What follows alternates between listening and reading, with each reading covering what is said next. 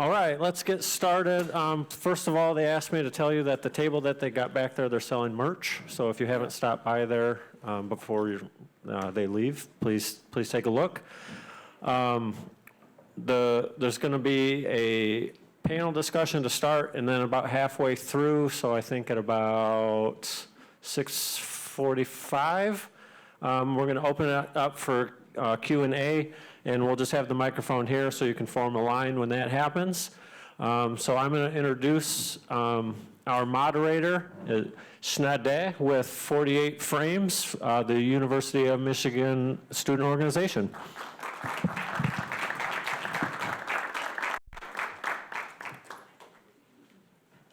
That's yours, right there, the blue one. Oh, this one. Oh, okay. Awesome. Hey, everyone, how we doing? Awesome, lovely, lovely, lovely. How are you guys doing? Awesome. Now it's time to introduce the panel. So today we have DJ Stacey Hotwaxx Hale, the godmother of house music. She remains an indispensable figure in Detroit's music scene. As the city's first female house DJ, she pioneered the genre on radio in the late 80s and continues to shape the trajectory today. Hale's eclectic sets blends house, techno, funk, hip-hop, and Motown soul, drawing a devoted, multi-generational following. With residencies at Spotlight Detroit and La Casa Cigar Lounge, she radio hosts and performs internationally, from London to Ibiza. Beyond her DJ career, Hale is dedicated to music education, currently co-producer in the Jerry's Rock Detroit initiative and founder of Geometry's Arts and Music Festival. Hale is leaving an incredible mark on the industry.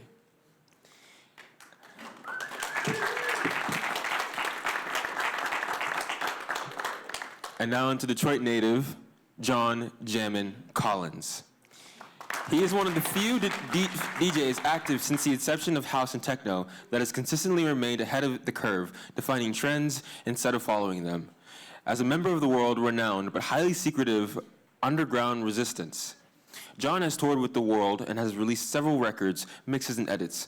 Presently, John holds residencies at Spotlight and Spookbox in Detroit. Collins also works as a local and global organizer. He is chair of the Detroit Entertainment Commission, president of the Detroit Berlin Connection, and board member / curator of Exhibit 3000, the world's first techno museum.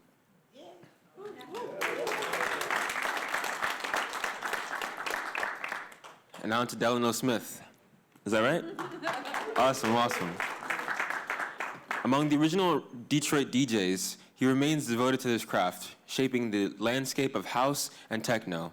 His influence is integral in today's music scene. Rising amidst the emergence of DJ culture, Delano excelled in a competitive environment mentored by Ken Collier. His young genius. His early sets, blending soul, disco, and electric sounds, laid the foundation for future generations. In the late 70s and early 80s, those grooving to his beats became torchbearers of a global dance movement. Delano's journey from the nascent stages of party culture to the international acclaim underscores his pivotal role in shaping Detroit's musical legacy. That's Delano Smith. And now to the producer of God Said Give 'Em Drum Machines, Eric Jackson. He is a Detroit native who has had up-and-close personal connection view of the early days since the techno scene. Jackson is an alumnus of Howard University, where he earned a Bachelor of Arts and a Master of Fine Arts with concentration in film. Eric has worked in the film industry since 1998, with credits on films including Bones All, Real Steel, 8 Mile, Transformers, and the upcoming thriller Holland, Michigan.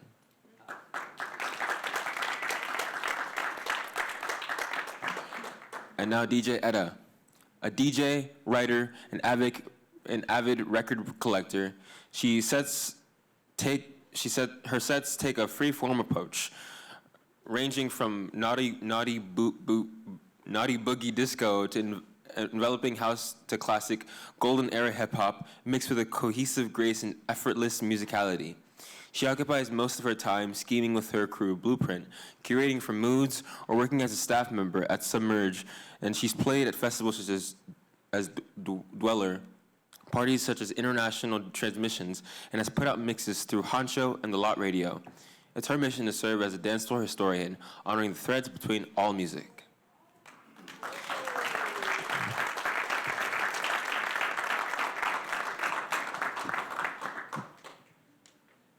And now we begin our questions.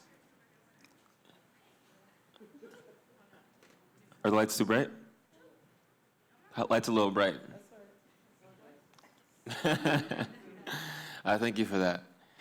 All right, so, I mean, having watched a whole documentary about, I don't know, music that makes people dance, we want to know, like, what's the secret to getting us to dance? Do you guys have an answer to that? I'm sorry. What's the secret to get them to dance? Yeah, is there a secret? Is there, like, a common ingredient that you're always, like, striving for in your music? Put me on the spot, huh? Well, actually, there's no secret to, making people dance. First of all, we know when the people, if they know who's playing, we're talking about in the electronic music genre. If people know who's playing, they're coming to dance anyway. So if you live up to your name, you're going to make them dance. And that's what they're coming for. So it's a matter of just staying consistent, introducing new music, being current and being skilled at what you do, creating a space, creating something to take the listener on a journey, if you will, through music and sound, and if you have visuals to go with it, that's even better. But just being able to skillfully take the listener on a journey through music, if you're able to do that, then that's how you keep a dance floor. Right. I agree with Delano. Also, everything he said, but in addition to connecting with the crowd that you're playing for, because if you get that connection, watching the dance floor, watching people's reactions to what you're playing, the musical journey is very, very important. And it gets to a point where the connection it's almost like the crowd is feeding you and you're feeding them. So it's like osmosis almost. And sometimes for me, the crowd can even not tell me the next track, but you kind of like, this will work. For me, I never program. I don't come with a set list. I come with tracks I may want to play, or I might not. But once again, it depends on me, the crowd, and taking them on that journey. See, that's the difference. Sometimes I come in with pre-planned set, though, like the first 2 or 3 tracks. Maybe I'll say first 4 or 5 tracks, just to make sure I could, they go well together. You set a vibe, and then I'll probably freelance the rest of the stuff. But for the most part, I do go in with a plan. And I was referring to like an entire. Oh yeah, me too. I know you. Some people do that. Yeah, I know. You're absolutely right. Set list that they. Didn't mean to interrupt you. This. That's fine. You're right. Now here's the real reason. As you know, the men tend to dominate by nature, and that's cool. No, that's not what we were doing. It's cool. You see how they just did that? So I just thought I'd let them get it all off. That is not what we were doing. Now I'm going to tell you how, for real. Okay? Play good music. It doesn't matter if you can play or not, but play good music. And hope you can identify that as a DJ to be able to play good stuff.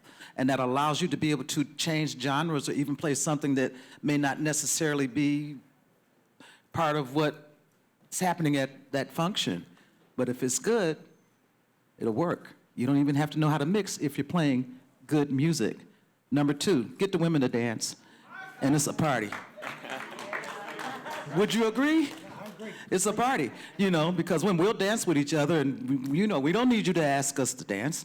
And so, Well, I don't think people do that anymore anyway. Well, just sometimes. But still, typically what leads a good party and a good dance floor is the women start going. And they're like, oh yeah, and so the men automatically come and just gravitate toward it, and now you got a good party. Well, so good possibly. music, women, and a good party. But then That's how you program. I may have also learned that playing- from radio. I don't Playing know. for everybody.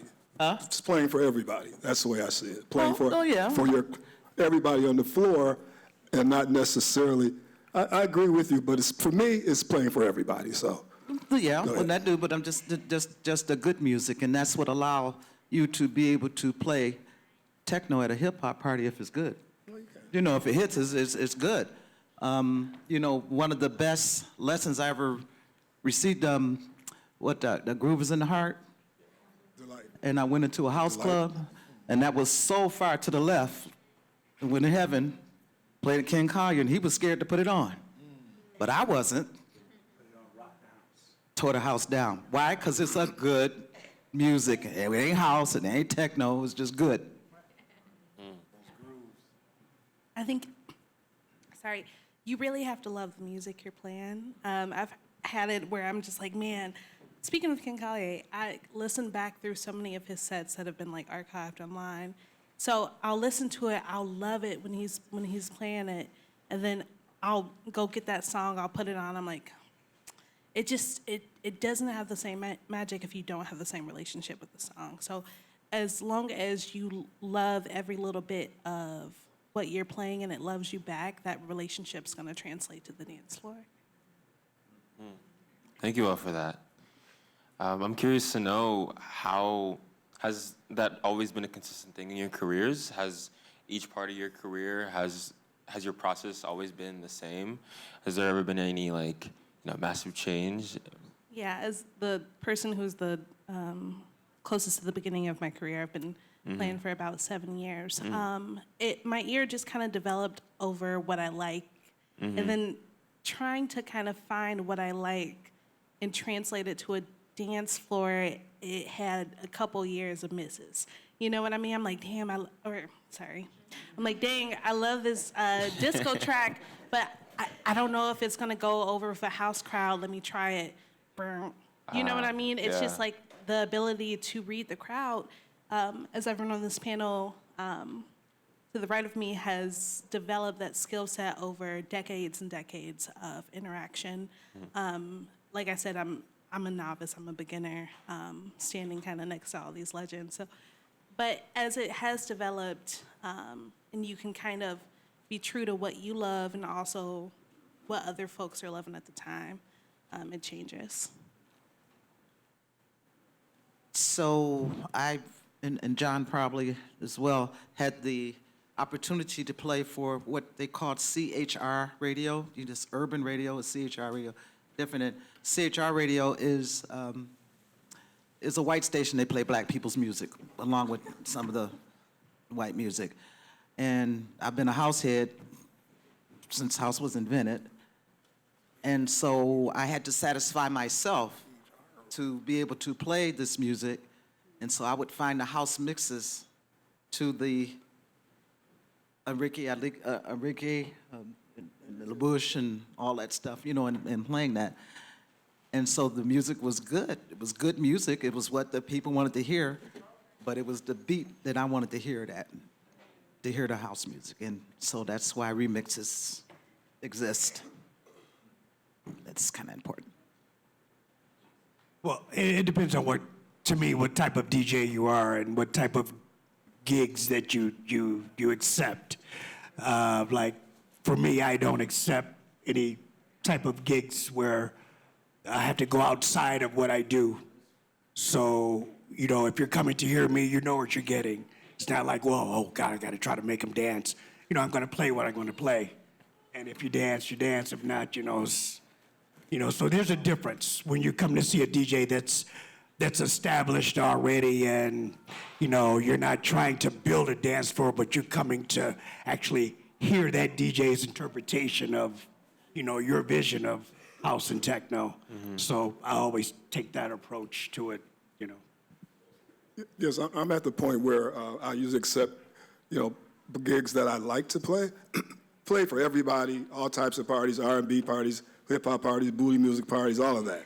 Yeah, I know you do hip hop parties. I've done all genres, Missy. No, seriously. Radio crowds, I mean, I've been in the game a long time. We all have. The three of us, we have been in the game. And then things have changed. And there were some parties where it was all R&B. That's what it was. That's what the people danced to. Well, yeah, but I'm saying at this point, I love R&B.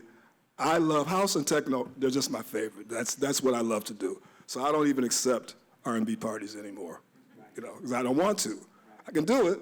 I don't want to. So it just depends. So over the career, you grow, you do things differently, where you get to the point where you eventually can accept what you want to do, the type of gigs you want, and the people who come know, as Delano said, what kind of program you're DJing that you're going to do.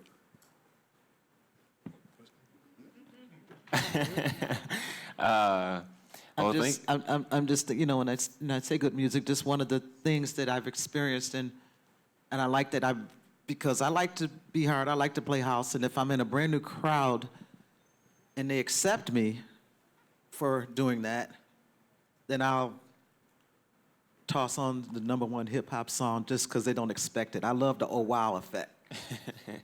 But I put it on because it's good, not because it's hip hop, it just happened to be. So I'll play some Kendrick Lamar. That's not my thing, but I'm not going to dismiss it because it's good. I remember coming to Marble Bar to see you once, and you had that edit.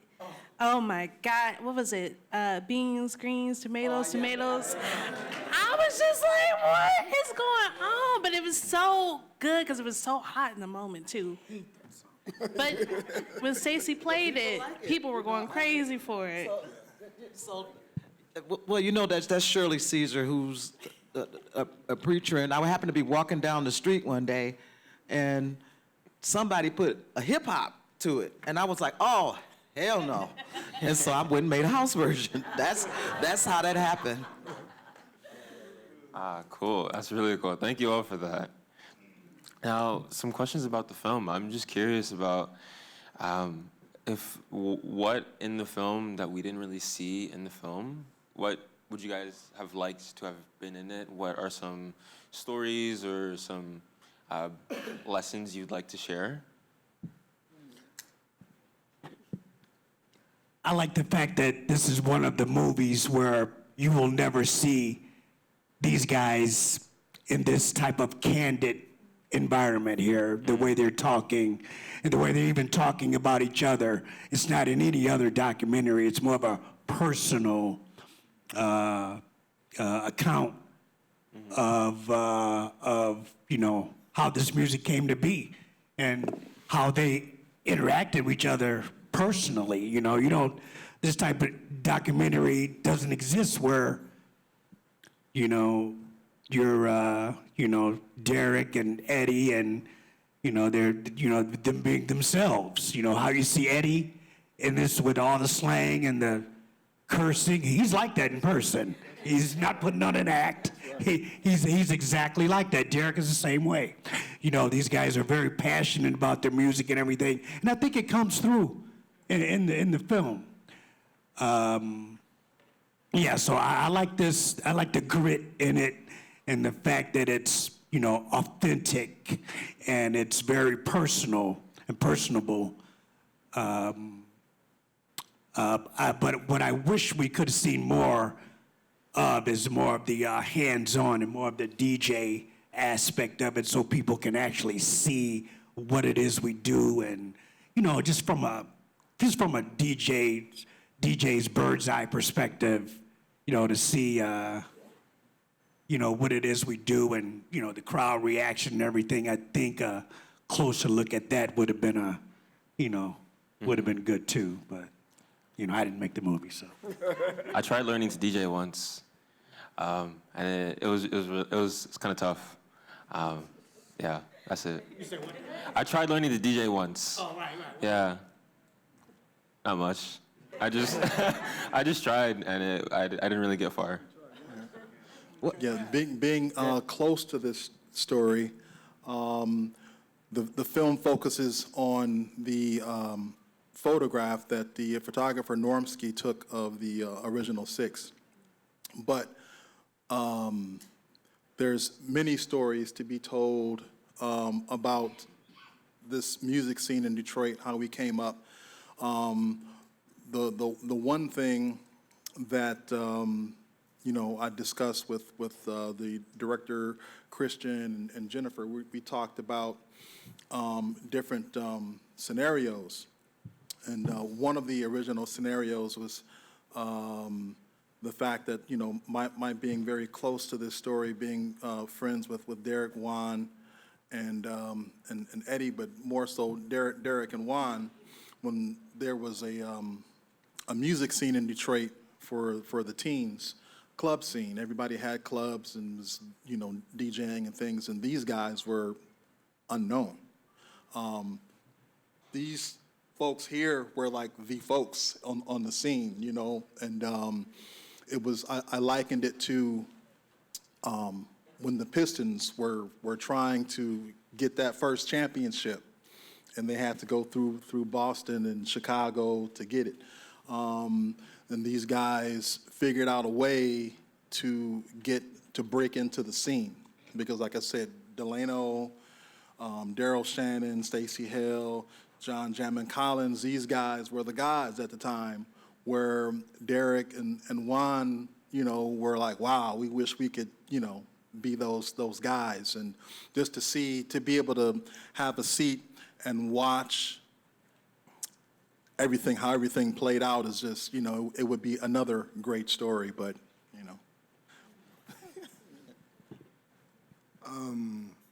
Yeah, I mean, it was a very interesting time, because we were playing the music. I guess you are right. And I thought, first of all, I thought this particular version was really good, and I agree with Delano, just seeing Juan, Derek, and all the guys together, and even, hearing about what Blake went through, Santonio, and how he felt left out. And that, that happens in business and music. It happens all the time. James Pennington's another one who was very, very a key contributor to yes, and Big Fun and Good Life. But they all worked together, it was great seeing that, and that still exists today among DJs and producers. We all work together. And I lost. The other thing is, to Cheeks. So Stacey and I worked at a club called Cheeks. And to your point, Derek May used to come to Cheeks on Friday nights and listen to us play. This is before he became Derek May, the international superstar. I met Kevin Saunderson while I was DJing at Cheeks. On a Thursday night, it was like people would rent the club out for events. And I was the house DJ they called back then, as opposed to resident. And I get to the club, and I'm like, is there somebody in my DJ booth? Who is this in my DJ booth? So I walked in, and I'm like, my name is John Collins. He said, my name is Kevin Saunderson.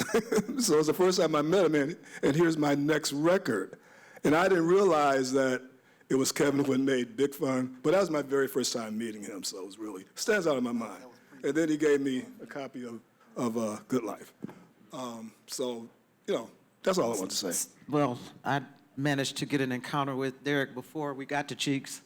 I played at the Lady, and we'd have to go through coat check and climb up a ladder to get to the DJ booth. That was, and Just Records, and Derek lived across the street in those apartments. Indian Village Manor, yes. And he would come there every single time I was there and go, why do you get all the DJ jobs? Why are you doing it? He's kind of very up. And I said it very animated. I said, if you don't stop bugging me, I'm going to push you back down that ladder to stop it. He'd say, okay. And he'd come right back and do it again. Just adamant. And Kevin, when he made Big Fun, I was at Northern Lights playing. And he came in and handed me 2 test pressings. I still have those test pressings. That's before he was picked up before Good Life and just all that. I'm like, oh, this is good. And so again, being in radio and clubs, I was always and will remain notorious because they wouldn't play this music on the radio. And I had opportunity to be on radio with radio shows, so I would sneak it on. I would always get it infused in there some kind of way where they wouldn't know, because I know, I almost lost my job for playing French Kiss because it was breathing. I got a call from the program director the next day. I'm like, okay, I won't play that, but far away from it now, but yeah, just. I mean, I don't really have a perspective because everything in it was blowing my mind. I mean, I've read the histories. I've I talked to John, talked to Stacey, talked to everybody, but to have that intimate, the feelings of it, right? Like, this is how I felt about this, just opened up a whole nother layer to the story. And it was, I thought it was incredible. I almost cried. Lovely. Thank you all for that. I did mention that I tried learning to DJ, which didn't end up well. But it showed me kind of the innovation that's just always persistent in the Black community. And despite, not having access to like live instruments, and that's a recurring continuity where there's just always innovation despite having very few things. So I was just curious to know I'm curious to know, but the audience is curious to know how you're all helping maximize the creativity and the innovation of the next wave of artists that will come after you. Ask that question again. How are you guys helping the next wave of artists? Yeah. I mean, we've been doing it. We've been helping to bring up the next generation forever. Right. It's nothing new. There's a lot of DJ classes now. Stacey teaches Ableton, for several years at DJ school. Of course, there's the Underground Music Academy. Delano's also, we've been mentoring up-and-coming DJs for years. It's nothing new. And some DJs don't do it, but we also know that, I'm not going to be on the walker going on the stage, right, to play music. So we have to pass it on to the next generation, specifically. That's my whole sense and purpose right now. But not just now, but even before then. Anybody that tells me they're serious about the craft and really want to know, and I can read you out fast if you're about it. I have it all to give. All I want you to do is want it. And so, yes, I've been teaching since 2012. I helped start the Girls Rock Detroit division in 2015. I didn't even realize that I had started it. They just had me come in and teach the girls how to DJ. And many of them have gone on and are doing it. And it's when their parents come to me and say, what did you do to my child? Because they were kind of introverted. And by the time I was done with them, because I make them all feel like superstars, because they are, and, to get them to perform. And we get 1 week to do it. 1 week to teach. And I won't take any more than 5. I'd rather have 2 or 3, but I've had 5. And I teach them how to work in cohesive with each other and, really put on some really good shows and stuff. Well, it's challenging kind of to reach the younger audience in this because it's not supported by any type of radio or anything. So this type of music, real Detroit techno and real house music, you have to go looking for it. If it wasn't for EDM, youngsters probably wouldn't even know it existed because EDM is so similar to house and techno that a lot of listeners of EDM, they'll somehow migrate over to Detroit techno and house. But this genre of music is very niche and it's still very underground. So you have to go looking for it in order to be a fan of it. So whenever a youngster take some interest in it, we're like, I'll show you. I'm surprised that you like it. Anybody that's under 30 or 40 years old, it's like, dude, you're glad to get a new person that's liking it every chance you get. But for the most part, we need more mainstream radio and more mainstream outlets to play it instead of the EDM portion of it. Play the more soulful side of house and techno, and then we'll be able to garner a larger audience more than we do now. But say in Europe, it's already It's everybody. It's a way of life over there. It's not like it is here. Over there, it's Stacey, John, and myself. We're like we're like Michael Jackson over there, But here it's like it's because a lot of the radio program directors are stuck in this new trap music, and I wouldn't even call it hip hop anymore. It's just garbage, trash, ghetto, mumble rap crap. That excuse me, I'm sorry. Right, exactly. I can't even listen to the radio these days because it's so degrading to just everyone involved. That's the lyric. Yeah, exactly. Yeah. That's a track.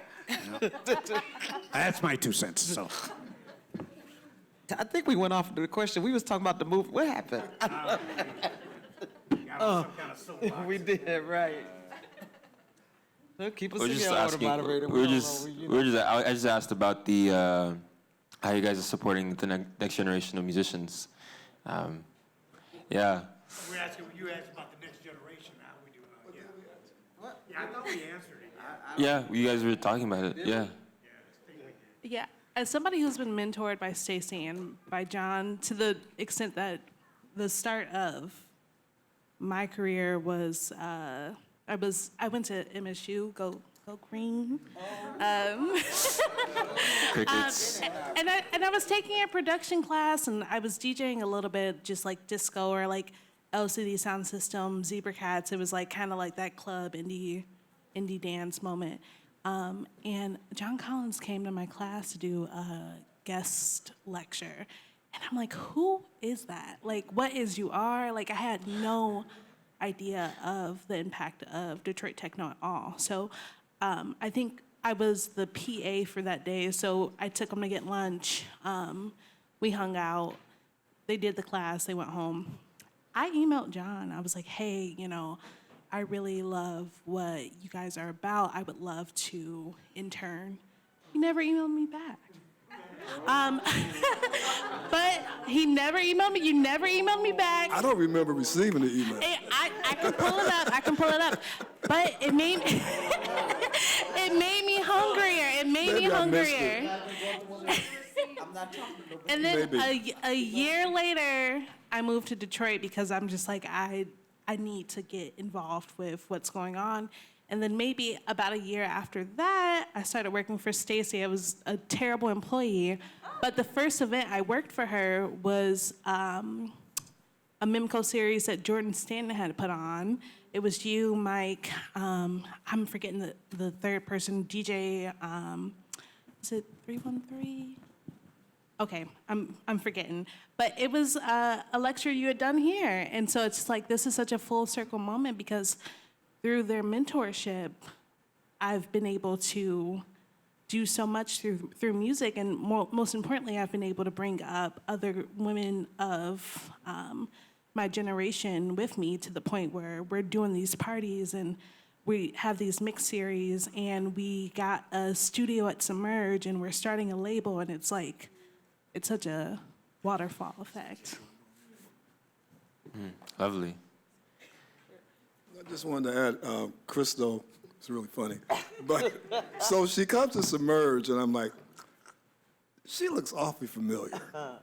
And she said, John, you came to Michigan State and spoke to our class. And I'm like, oh, yes, it's you. Totally forgot, but no, I don't remember getting this email.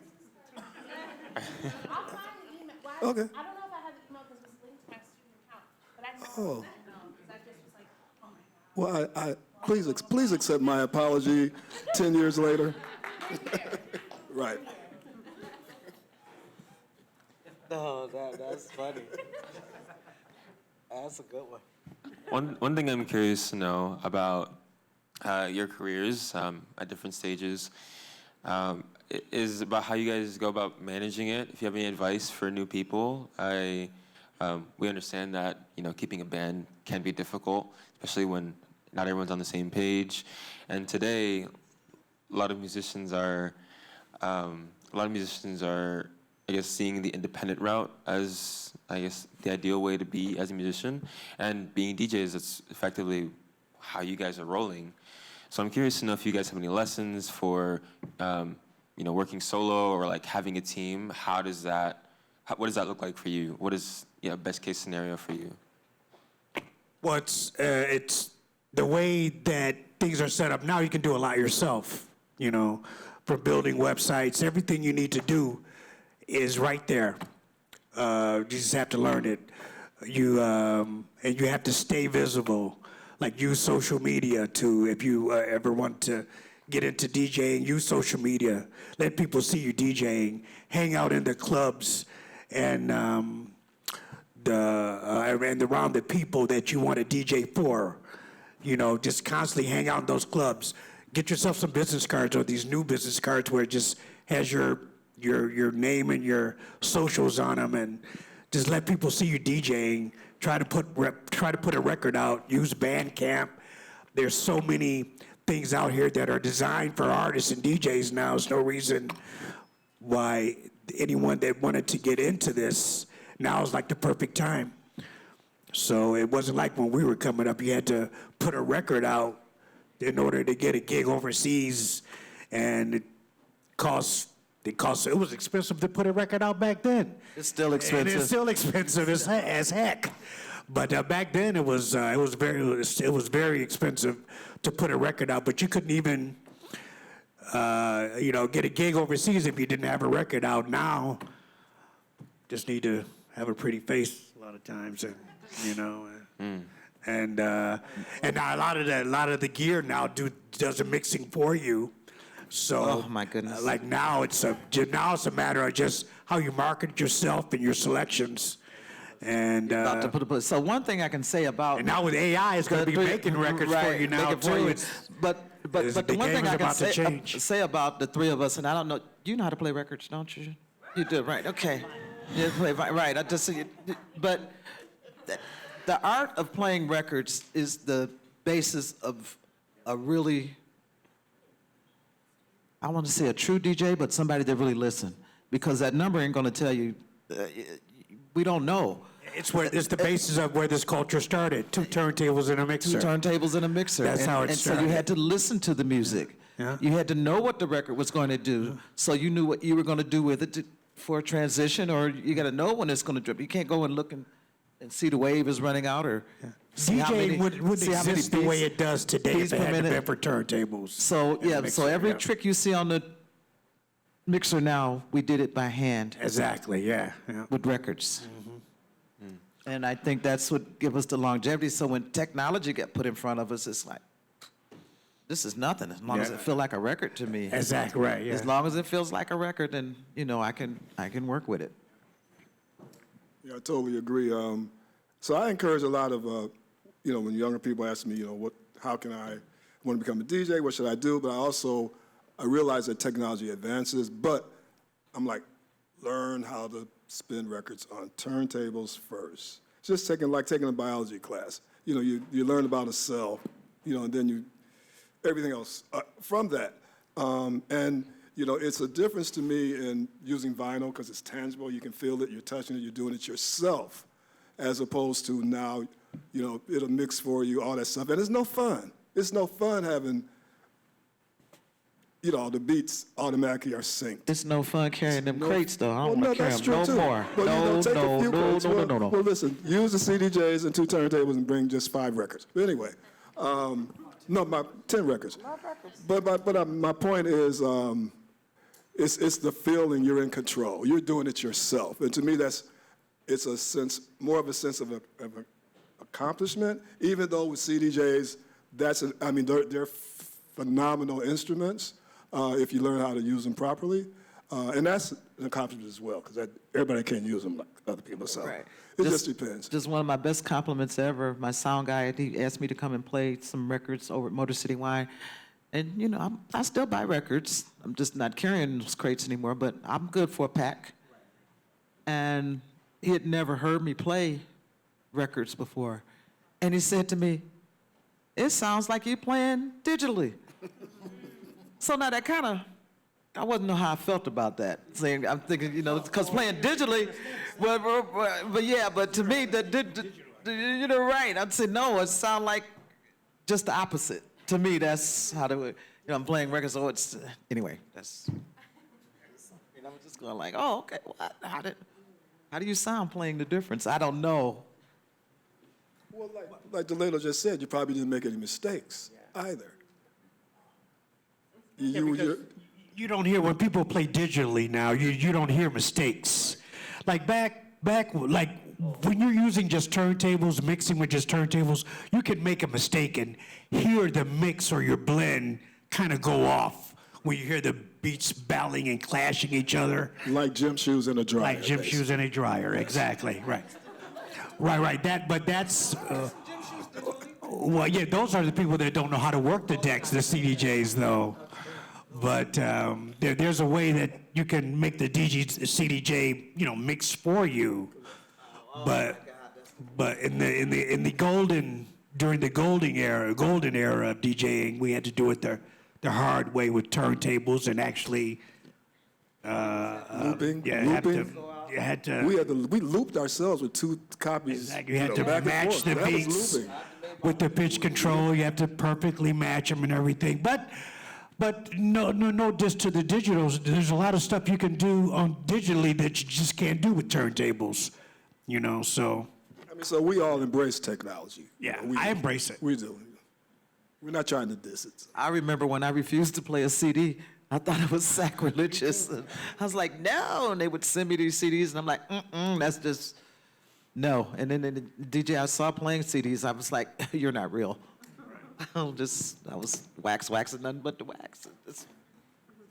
I think I have, just on a different tip, learn how to handle yourself in a party environment. It's a really big one. If you've been lucky enough to be blessed with an innate ability to understand music, things are going to happen for you. A lot of people, especially in my generation, it's just the drug usage, the drinking, the partying, it's taken people out a lot faster than it should. And I think being mindful of some serious stuff. So it's like just be really mindful of how to have fun and enjoy yourself in music, but don't lose yourself to the party. Because there's a dark side to everything that we do, right? And it's hard to talk about it because music is a beautiful experience. But I always like to say for every party, somebody is having the best night of their life and somebody's having the worst night of their life. It's just the energy of music. Don't try to be that worst night. So just understand that, yeah. I'm glad you mentioned that. You know, I taught at Spin Inc. as well. Some of you know that, me teaching in that. And something that Jungle taught me, that's another thing. Never think that you can't continue to learn because it keeps changing. And so I tell my students all the time, I'm going to challenge you hard, but I want you to challenge me more because you're younger, you think different, and I take on, you know, it's always different ways to do things. But one of the things that Jungle taught me, and something that's along with teaching with the children, said, be aware of what you're playing. You never know who's in the audience and who's listening. So I think it's a song called Percocet. I can't get it right. Is that? Okay, is that, you know what it is? And that's a drug, right? And it's a big old song, right? Percocet. How, you put this record on, a couple or a parent or a brother or sister walk in and just lost their child to that drug, and you're playing this song, what did you just trigger? What kind of emotion did you just trigger to the person? So it's always, and I've been very conscious of stuff that you play. You never know who's listening. And I think all of us as entertainers and DJs, you want to affect your audience on a positive note. So you you listen to your stuff and be careful, like what you're playing, I'm not so hip-hoppity. Just come to the words, the beats are good, but... Hey, Eric. I know you're not like necessarily a musician, but I was just curious about like if you have any thoughts on having a good team with you, or like what it is to manage like a be a producer, what that's like. Well, ironically, I started as a, I guess, musician in this. I, was making records. I have some records that I've produced also back in the early 90s, some techno stuff that I did. So I started there and went to film school and kind of jumped over into the filmmaking process.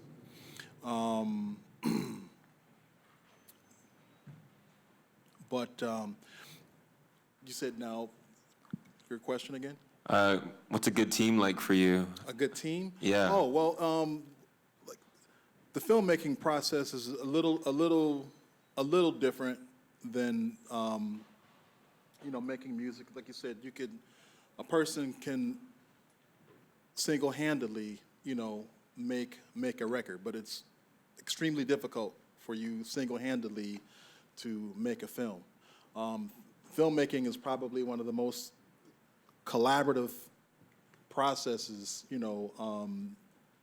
there is in art, You have, I've worked on films with budgets of 200 million and budgets as low as 500,000. But one consistent thing is you have all of these different departments working together to achieve a common goal, which is to have, a finished product. So, and like that's the difference, between, the music and film and technology too. Like I said, when I started in film, just like John was talking about, the vinyl, as opposed to using the CDJs, and we've had that conversation. I started with the vinyl, and it was just weird to me. He was like, "Well, you're cool with carrying records. You can, take these CDJs, and it makes it easy." But like I said, technology moves so fast in film. When I started in film school, I learned to edit on what's called a steamback. It's a flatbed editing system when you actually were cutting and splicing film. And you're shooting and exposing film, whereas... Yeah, sort of, basically, same thing for audio. But we had a sound mag that we had to splice as well, count the frames, all of that stuff. So when Avid came along, and you could tell whoever invented that Avid software was an actual editor, because all of the language transferred over. The bins, film clips, and all of this stuff when you're editing, it's all the same. So when the technology came around, it was like kind of a seamless transition. Whereas we had this big, huge editing table that was made obsolete real quick, and because just the technology in the game is, like I said, it's moved so fast where filmmaking is now accessible to everybody. You can make a film using your phone. Yeah, using your phone, to whereas when I first started in this business, you had to learn how to expose film, how to load film mags. It's just way different. I got a little off track, but yeah. No, so I guess that's the same as everybody couldn't be a filmmaker. When technology changed, now we can be filmmakers. Everybody's a filmmaker. And the same thing with DJing. Yeah. So, You know, it took time and talent and work and traveling to go and pick out the fine records and to listen to them in real time. Right. And to carry them in real time. Right. Now I can get down on my phone.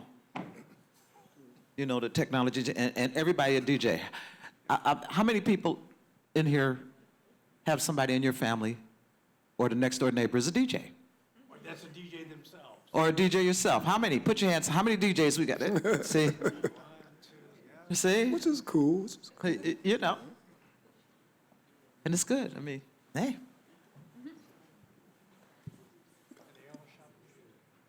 Y'all shop.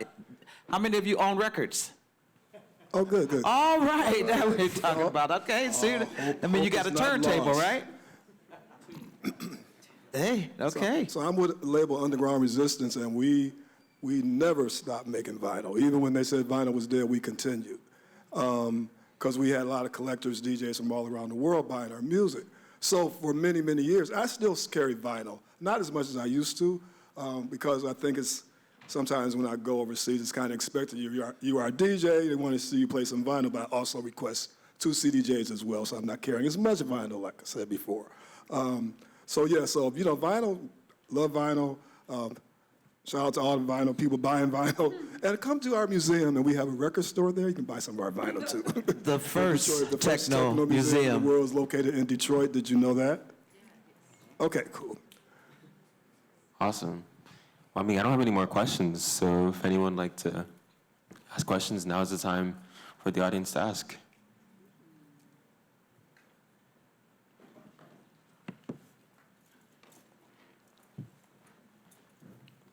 Yay! Come on with it. Hi, my name is Mary. Hi, Mary. I thoroughly enjoyed the film, and I was sitting over there, and maybe you heard me make comments. It was, thank you for the art, thank you for the culture, and then the trip down memory lane. And so many things that you showed, it's like, oh, I remember that. I remember that. It's like a cassette tape, I remember that. And I remember the vinyl up records in the milk crate that you stole from someplace, and yeah, it was heavy. Every time you moved, it was heavy. So thank you. I did have a question. There's a lot of sampling in music now. How do you get paid? How do you get royalties for people who are sampling your music or sampling your beats? Well, nobody's sampling my beats yet, so I don't know. I can't answer that question. So nobody's sampling mine, but I do, because I have to address that in different scenarios. One of the records coming on one of y'all labels, something, because I had Grace Jones sampling and they had to take it out. It was on one, there's just something, all she said was one word, and they flipped all the way out, so I had to take it out, and so it's my voice on the record instead of Grace's. But the way that, like Discord, I think it's called, go in, there's a place where you can do the sampling, you can get it, and it's no different than we made mixed cassettes. You make $1 million, you're gonna get a phone call. For just a few thousand, you can get away with it. I mean, just pretty much that. We all got some edits of somebody else's music, and we done got paid for those cassettes and/or, the music, and it's just back to, if you step up in it. They have it pretty locked down on Michael and Prince. I ain't seen it. Generally, as a rule, as long as if the sample is recognizable, you can't use it. If anything is recognizable, you can't use it.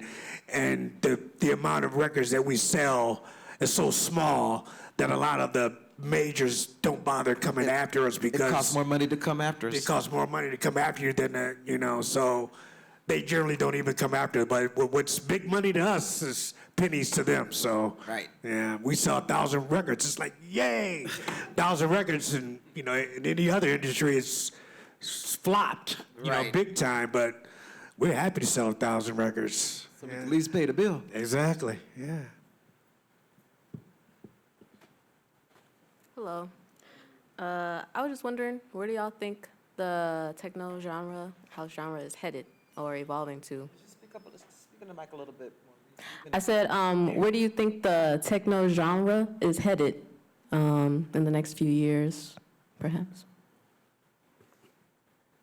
I think that it's reached its pinnacle, and well, the only thing we're missing now is some mainstream airplay. And if we get that, it will probably be, right alongside, hip hop and every other genre of music. But until then, we're not gonna. It's gonna remain underground. It's still largely considered underground music. House music as well, still largely considered underground. But until we can get some major, media outlets to start, playing it, it's just going to remain underground. So I don't know. It's kind of hard to say. They haven't embraced us in how many years it's been? For 30, 40 years, It took hip hop 10 years, and now it's, it didn't even take hip hop 10 years, or did it? It took longer than that. It took longer than Yeah, that. 10 years was 79. Yeah, well, I don't know. Yeah, but hip hop is now, it's mainstream. It took a long time to get considered at the Grammys. Exactly, yeah. To get it, so I don't think there's a category. Although we've had some house people get nominated, been nominated for but some. But it's not like what they call it the dance music remixes, Right. like House Terry Hunter, Louis Vega. They've won Grammys for their reinterpretations Remixes, of R&B songs, that they remix to fit the house genre. But as far as techno or anything like that, we're gonna need some major players to bring it to Front Street. I think it's mutated. I think that techno, as we understand it, got so co-opted through the mainstream that it kind of lost a lot of its intention. By the time that Renaissance is coming out, it's like, oh, well, it's over. But it's not really over. I think it's really gone a lot more underground, and it has started to fuse with other genres, rap, club music, and I think it's just an art form that exists best in the margins, so you just have to go to the margins to find it. And I think that's how it's gonna continue to survive in the way it is. Yeah, techno is definitely not over.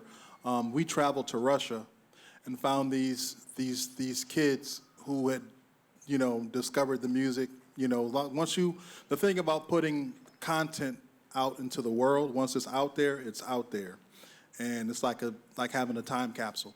But these kids in Russia, all they were playing was Detroit techno because they had just stumbled across it, and it moved them, enough to where that was all they were playing was like Detroit techno. They had discovered it through whatever means, but I think just like what was that the artist Sugarman, where he had lived his whole life thinking that his music hadn't hit, and here he is in South Africa. He was a legend because the people used his music for their a movement.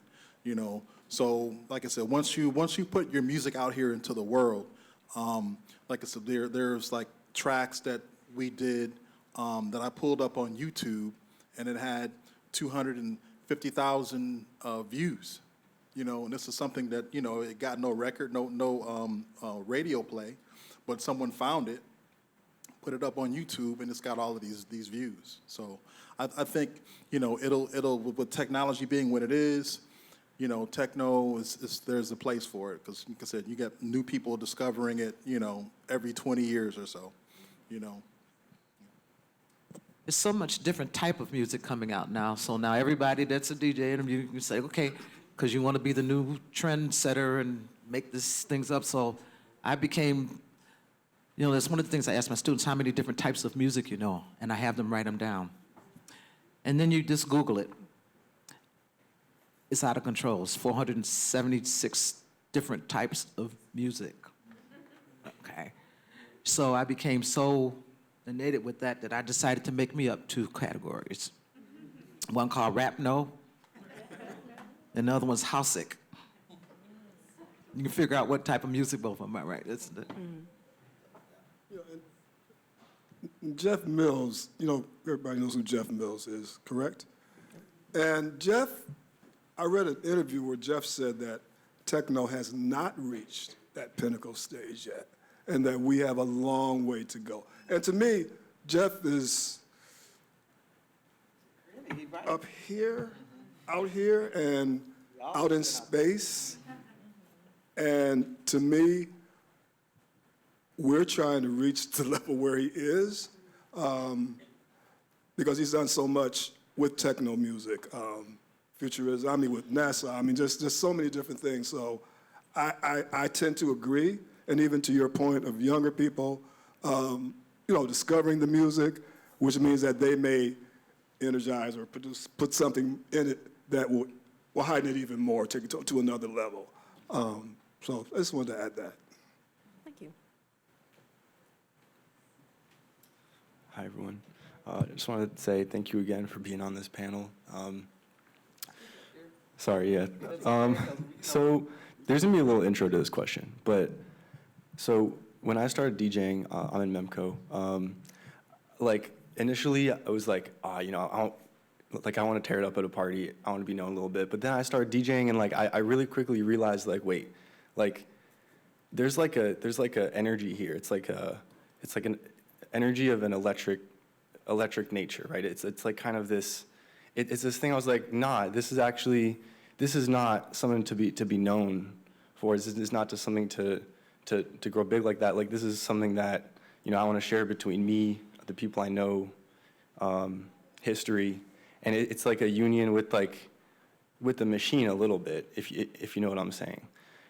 So I guess my question is, this energy, it's like that's the thing that animates you, especially DJing through the set. I feel like this is something that I guess in the scope of the whole range of human music that has existed, I feel like this is something new. And maybe, this is a question for all of you, but maybe specifically for DJ Etta, do you feel like this is an old energy for you? And how do you feel about using this thing that's being created here because it's really, you're messing with voltages, it's you think about it, it's this is really just electricity, and I'm somehow feeling this intense connection to it. So do you feel like this is an old thing or a new thing? Well, what type of gear do you work with?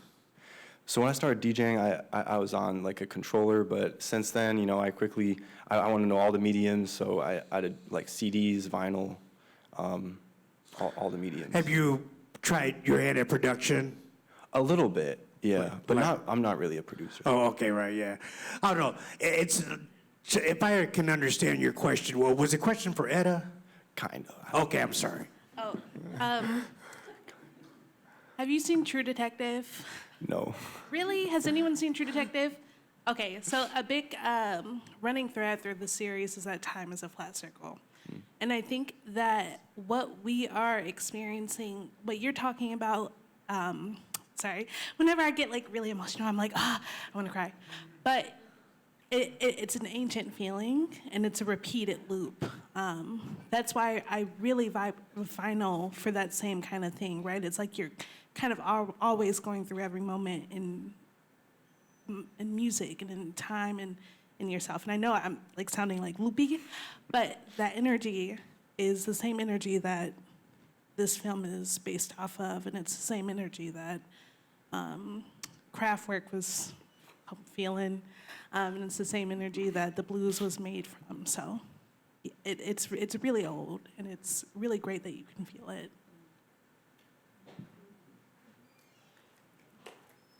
Sorry, I might not get a chance to get up. Stacey, I recently heard you're creator of the, I believe it's called the Sneak Mix. Just real quick, what is that?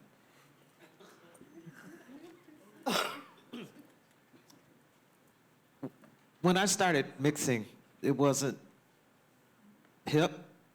People didn't know anything about it. The idea of a DJ was somebody that spoke on the radio, and it was close and play. hey, you're listening to that, hey, this is record, and and whoever, announcer would say what the song is and stuff like that. So Ken Collier was the first person I saw mixing, him and Dwayne Bradley, Morris Mitchell, and Renato White. They called themselves True Disco. Back up a little bit. I've been putting on shows since I was 7, 8, 9, 10. So I was already here to play the records, and I'd line up the neighborhood and make them learn the songs and put this sheet up in the basement, the bed sheet, to make the curtains and do this. So I was always in that realm of entertaining. My brother loved components, and so he had a wall of records and components of reel-to-wheels, cassettes, and all that. So, as a little kid, I'm looking like, ooh, I like this stuff. And so I had in my mind, I want to be a DJ, but the only kind of DJ I knew was somebody that talked, and I'm like, I'm not doing that. I'm not talking, no. I just started talking on the mic like in the last 10 years, because I won't do that. Just hear the music. So when I heard them mix, and instantly I could tell what happened with the music. I didn't know how, but I heard the music blend, and so I made my way up in that booth and peeked in there and looked and saw 2 turntables in the mixer, and I said, that's what I'm gonna do. And I went to the store and bought me 2 turntables and a mixer and drove my family crazy. So they still talk about me real bad with that. And so when I was released to the city, and the lady particularly, is what I remember, because people weren't used to music mixing. It's nothing like, it was used to close and play. So I tightened my craft so tight that they didn't know the record was gonna change, And that's what I call the sneaker mix. So that's my ear making sure the next song sounds so much.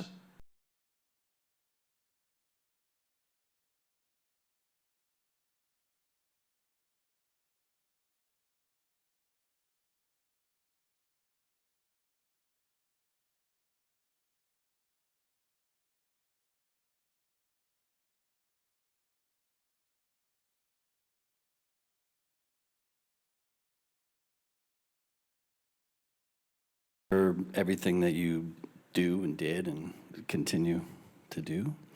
First, just going back in time, space travel, that was a sweet little set you played. Yeah, but it moved my wife and I, so just to go back to, yeah, it was good, thank you. And you were influenced, right? Everyone's influenced by what you're doing. So many questions, and as everyone came up, I was like, oh God, I gotta ask a different question. So technology, you've all embraced it. There's platforms of listening, right? There's Spotify, there's all these things, and I don't know if you're getting paid enough or paid at all, but it's there. I think your techno can be heard there, right? So it's still out. I mean, do you consider that mainstream? I don't know how many people still listen to mainstream radio anyways, I don't know, right? I don't want to hear commercials all the time. That's a great question. Right, and so the other thing I think about, so the technology, I'm looking up all of your stuff now, right? And I appreciate that, and I love to dance. So I just want to know if the DJ and the dance, which came first, the dance or the DJ? Obviously, right. Dance. Dance for me. Uh-huh. Dance. Yeah. I mean, 'cause I never aspired to be a DJ. It just happened that way for me. I never planned. My degree's in biology. So I just kind of fell into it. So, and it became a career. I never imagined that I would have this type of career. And I actually left my job. I was a researcher in the Department of Epidemiology for the Michigan Cancer Foundation, and started DJing on the side to make some money, extra money, so one thing happened after another. I'm like, maybe this can do this full time, we'll see. And if it didn't work out, I could always go back. But it was definitely a dance. I think that's in us, from kids, the beat is there, Sure, yeah. And we've been dancing all our lives. So, and still dance, but for me, it's dance. And a more like philosophical, which came first, the chicken or the egg? I would say I feel like the answer to that question is always a occurred simultaneously.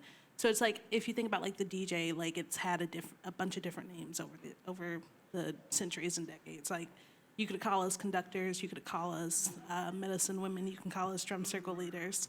And it's always been in concurrence with one another. And then kind of just going back to your question about technology, music itself is a technology too. So it's just, even if it's on Spotify, it's kind of like freaking the matrix of Spotify by having, I'm trying to think of who came up with the language of black secret technology to describe techno. Somebody should look it up. But like, so the music itself is our technology too. Well, just as most big businesses do, I was just reading. I'm always learning and reading.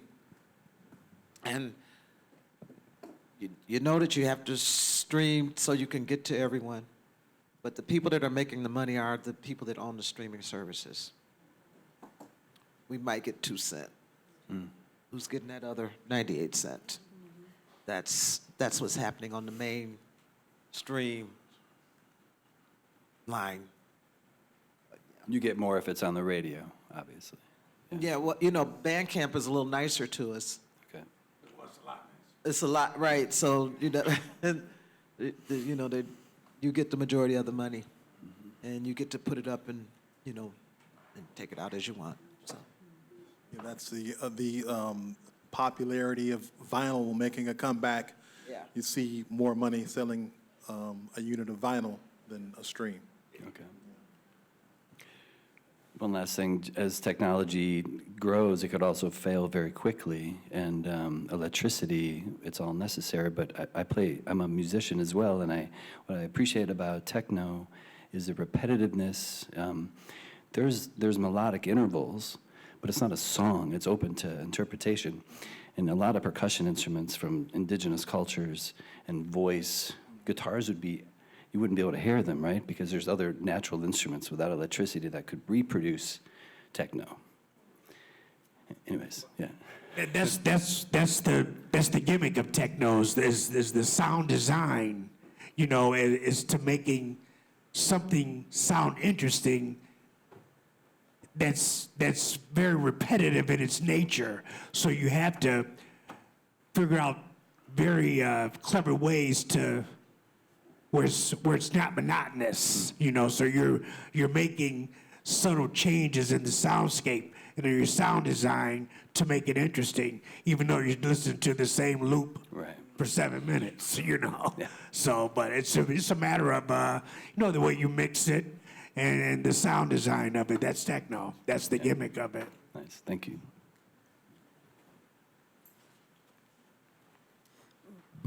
Hi, y'all. Thank you for being here. As always, I think it's always important to acknowledge that we are in the presence of elders and people that have pioneered a lot. So I thank you for being here, and I'm sure you're booked and busy and ready to go, and so it's important for y'all to be here, and thank you. Yeah, please clap for them, please.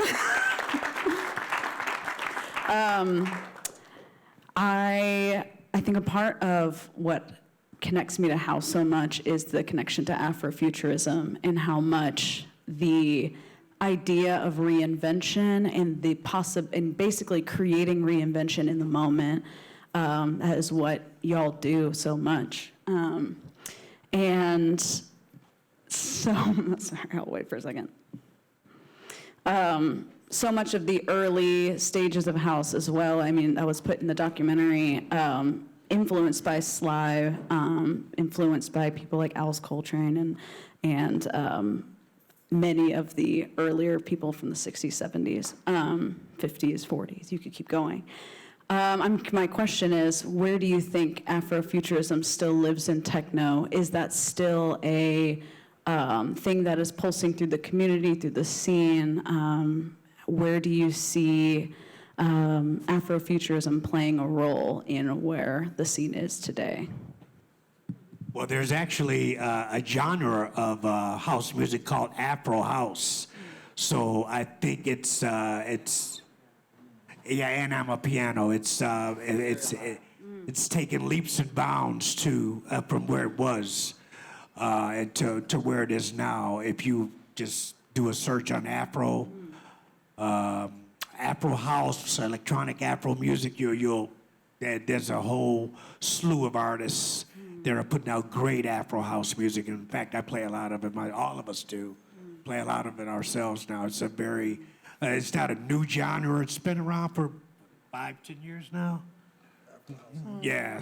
But it's really taken off in the past last few years, and very driving, electronic in nature. It's a good genre of music. So I think it's here. And if you go back to the origins of techno, and Juan Atkins, I think he spoke about it in the documentary, it was a futuristic type of music. It's also Afrofuturistic as well when it was created, and it still is. And a lot of people are not aware of that, and it's a thing we have to continually educate people about. Because we get a chance also not only DJ, we get a chance to go around to other places, other countries, and participate in panels just like this, where we have to, we're basically telling people that techno was created by black people, because a lot of them think that it was created by white people. So, so it was Afrofuturistic, it was soulful because of the influences that were in Detroit and the surrounding areas.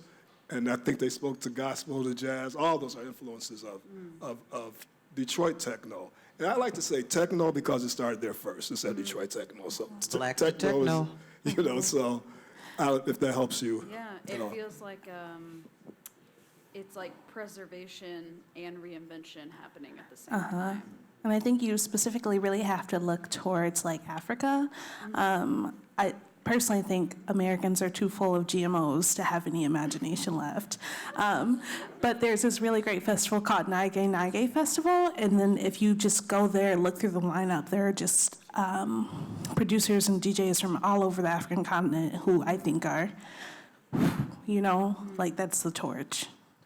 One of the things I would suggest you do, if you haven't, have you been to Memphis, Tennessee, and visit the museum? Yeah. Did you go in the theater and how they started that all off? Wait, which museum? I'm sorry. The African American music. Oh, yes. And you walk into the theater. Yes. And they give you the thing, and they take the base of how music start and where it comes from, and it goes all the way through the genre of everything. And I've had a blessing to be in it, in the museum and in that film.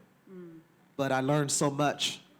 It's taking the sound and what the sound, and this is what this person did, and this, just the next. They just put it together real well.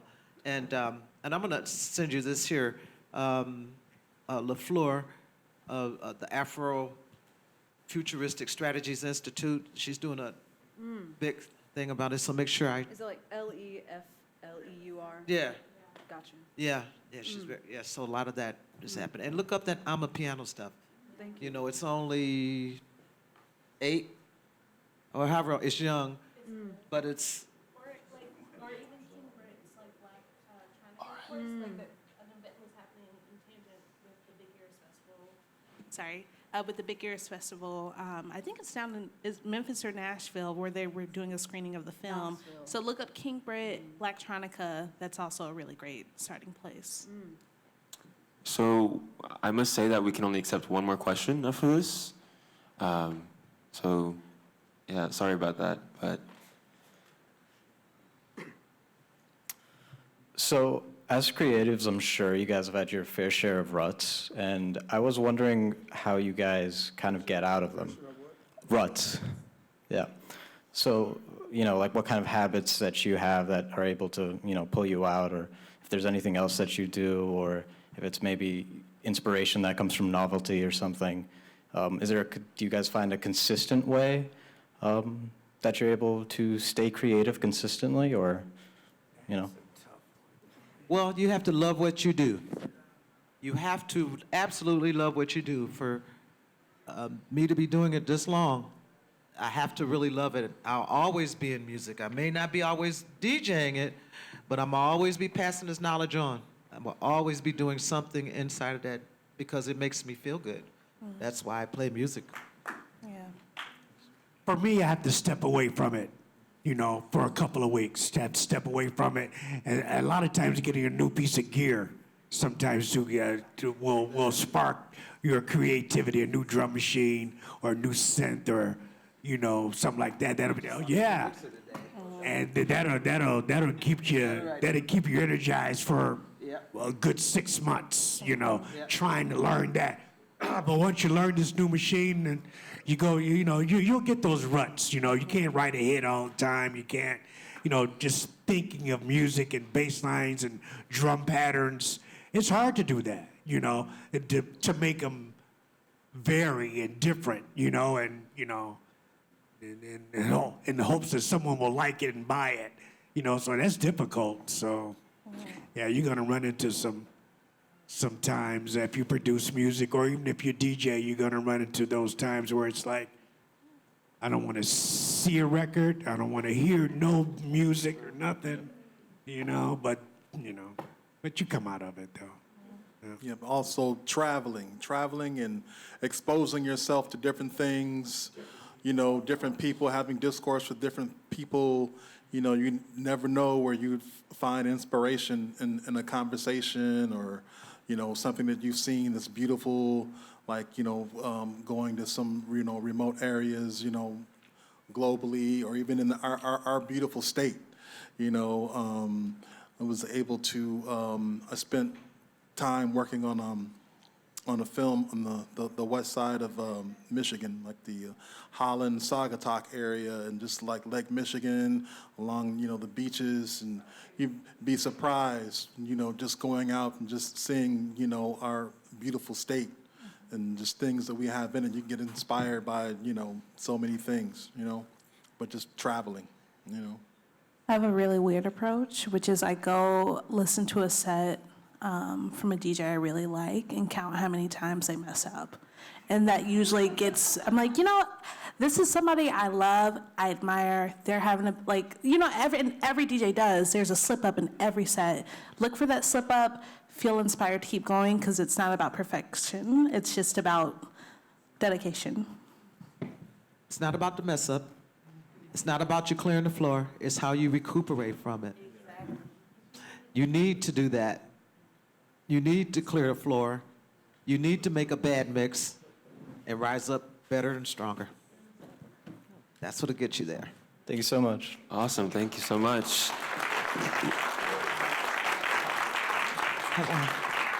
If you have some power, then your job is to empower someone else. Oh, wow. Yeah, I think there's one more thing. I think we're all curious about where the film is going next. Just something really quick. Where is the film going next? What's happening with the film after this? Actually, we're still in the festival touring circuit. Okay.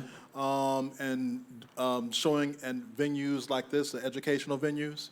One thing that you can do to help us out in our process is to go to a Netflix or Amazon Prime, and when they have that prompt where, what would you like to see, is type in, I'd like to see God Said Give Them Drum Machines, and, documentary for the music documentaries. That would help a lot. Awesome. Can we give a round of applause?